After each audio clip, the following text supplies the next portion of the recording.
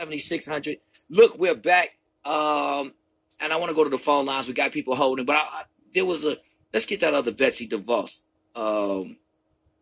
Because there was this comment, and I just jumped off of the comment like a springboard because I heard this.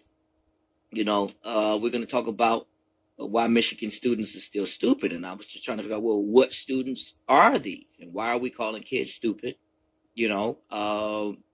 And there are a number of mitigating factors for why students are having trouble in the educational system. Besides the fact that when we're talking about black and brown kids, school never was designed for black kids in the first place, right? But then, of course, we got a Secretary of Education that doesn't even visit schools, right? We've had major experimentation and administration in schools in Michigan, right? We got a number of depressed school districts, right? Emergency managers count beans, right? But they're not academically prepared in pedagogy, right?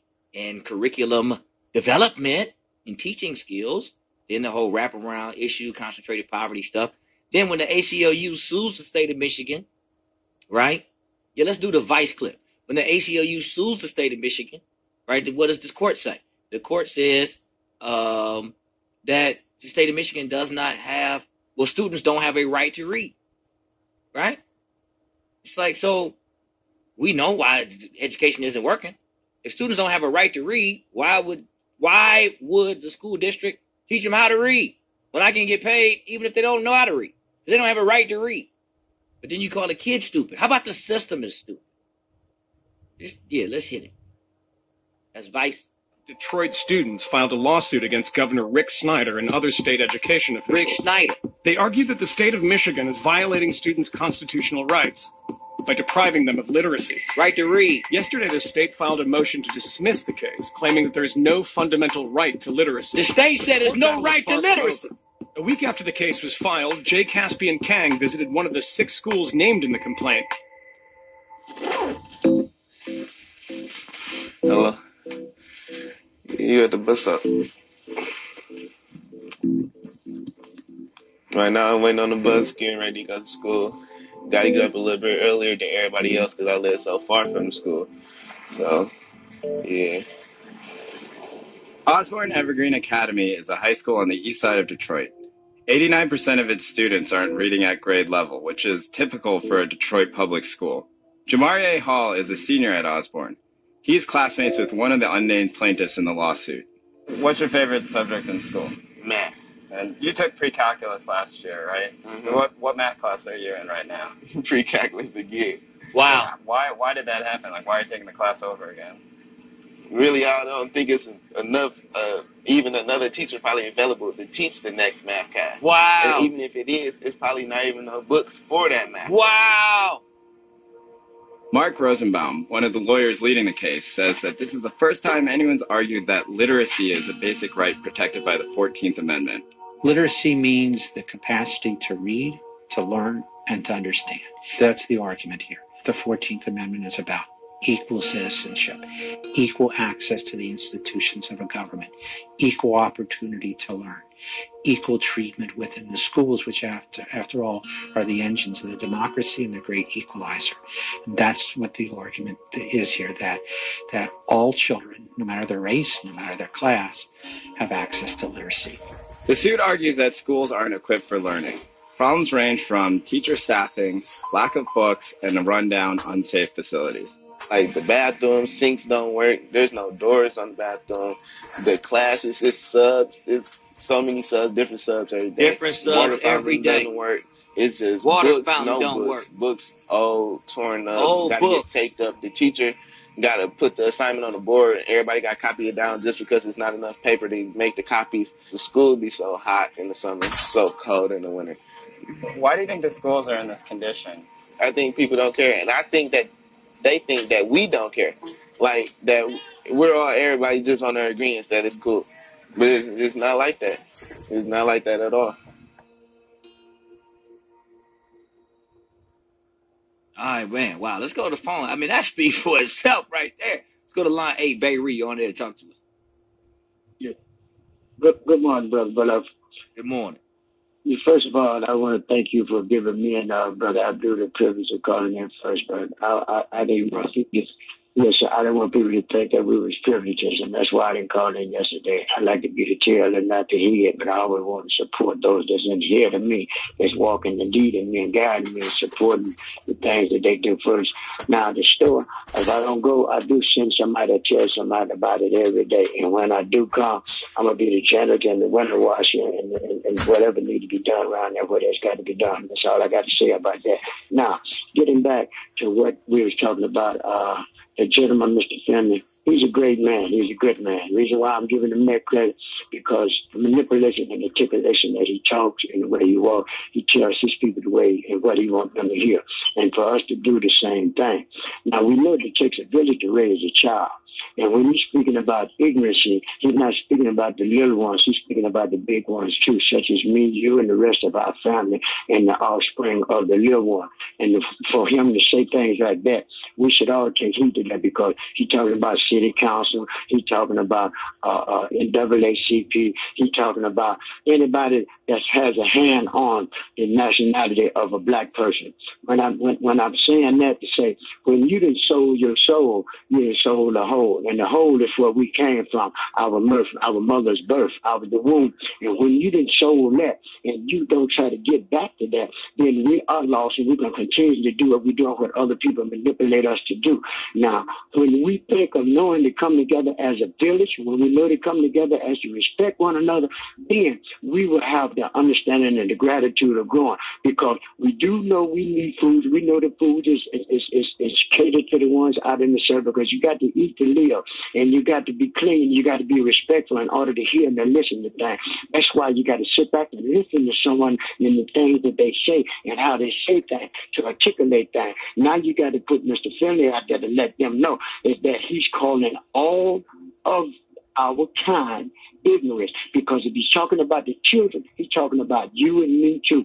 And I can't accept that. It's not nothing for me to accept, for me to explain to someone about someone like him, because when he's talking to them and they hear him, they're going to escalate that, and they're going to act on that, and they're going to think on that, and they're going to do on that. So in order to do that, we got to respect ourselves and start picking each other up. And what I mean by picking each other up, we got to go to the littlest and the lowest one to show them what they mean and what they represent, because our forefathers put them people where they are today. Even their grandchildren, they fed them, led them, rubbed them on the head, nurtured them, not even maybe gave them the breast milk from their breast in order to give them life what they got today. And now they're taking advantage of us. So therefore, we got to learn to respect ourselves, educate ourselves, come to ourselves, and be ourselves, no matter what it is. When one of them do so, they're going to stand behind them 100%. If they killed their grandma, they're going to stop it from going to jail and give him another chance. We got to be like that for our one.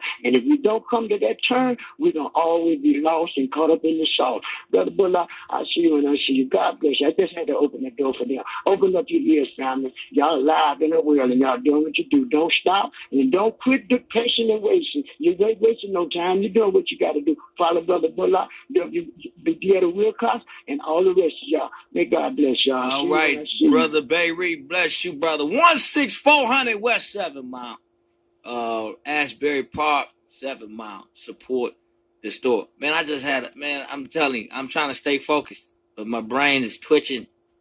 I wish somebody could go inside my head and scratch it. It's itching. I just want to do God's will. Line 6-1, you're on the air. Talk to us. All right, then, Rev. Hey, keep doing it. If that's what kind of connection you get, keep doing the wheel. Because all the way around the board, education is key. That's what they eliminated. That's it. They see the product, we see the product, man. That's really like, I know we got to go through the formalities on it, but that thing is very critical and very, very, very serious. And I don't care who's listening and who's offended, but there are idiots from Engler on down. Anybody ever associated with it?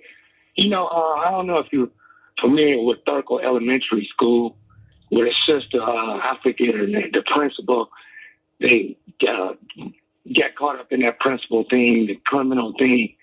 But a few years prior to that, Thurko Elementary, right on 14th Street, was voted ranked number 1 in the state. You see what I'm saying? Number 1 in the state. Who would ever thought that? Well, you could stand on the playground, everybody grab a rock and throw it, you would hit a crack house 10, 15 years ago. Right. You see what I'm saying? But, then a few years later, they bankroll her demise. Contractor that set her up, you know what I'm saying? What I'm saying, he had an open bank book to set all those principles up. You know what I'm saying? One went on Ellen, this, that, and the other. But don't bite the hook. I agree with that, but I damn all that at this point. We gotta hit the 30, and whoever barked, that's who did it. And we need them out of this system. This is a matrix. They have an exit for themselves. You cannot tame this matrix. You cannot tame this system. You see how it just chews you up and eats you up. Look what it did to our kids. Look what it did to our city. Look what it did to our system. Our great water department. Our great education system. Our great DMC. Our great receiving hospital. Our great bridge.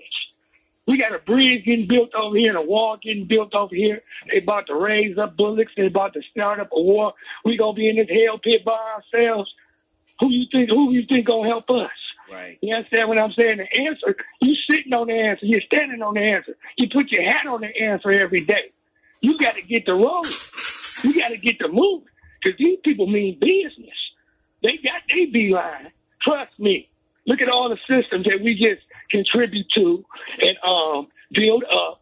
In fact, we got something coming. If it ain't thump you off like a cigarette butt. You understand what I'm saying? So quit making everything so important and get to the realism. That's what I say, whole ism. Get to the realism. And that's what it is. That's every day, all day. Even when you sleep, make it happen. Hey. And thank you. Hey, thank you. Let's go to line 3. Theo, you're on the air. Talk to us. Happy Wednesday to you. Happy Wednesday to you. I still say that intro for you needs to be a full CD.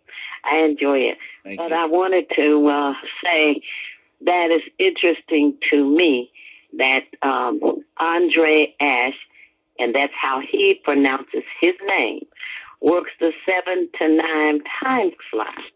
But yet Nolan Finley calls him Osh. So does that mean that Nolan Finley is stupid? He hears the young man call his own name, right, but yet he cannot call his name correctly. What's up with that, as they say? Now, somebody would call in and say, just talk about what's important. 16400 West 7 Mile is very important. And for those who buy lottery tickets, they need to know that a portion of the big tickets go to support the store. Right. That's how the formula is made in Lansing. So when you get ready to buy a lottery ticket, go to 16400 West 7 Mile and support the people's store. All right. All right, Theo. Thank you for calling. I appreciate that. Line 1, John, you're on the air. Talk to us. Yeah, good morning, Reverend Bullock. Good morning. Reverend Bullock, some of them are stupid. Rick Schneider, that Jim Crow Rick Schneider, that's the boss, you got to call them out. And some of them are ignorant and stupid and racist and everything else comes to brown and black children. Now, and also the city council, some of them are stupid and ignorant and so forth. And let's face the fact, and Dan Gilbert, he's stupid and ignorant because he wants to build a doggone prison and so forth. and like a prison also help these children and so forth. Right. And the council took the children school money and gave it to P&L. So they stupid and so forth. And it's Wayne County executive. I have respect for it, but I'll tell you the truth. I am someone that's getting them doggone prison and so forth. So you know what they call this prison. You know what they prison for.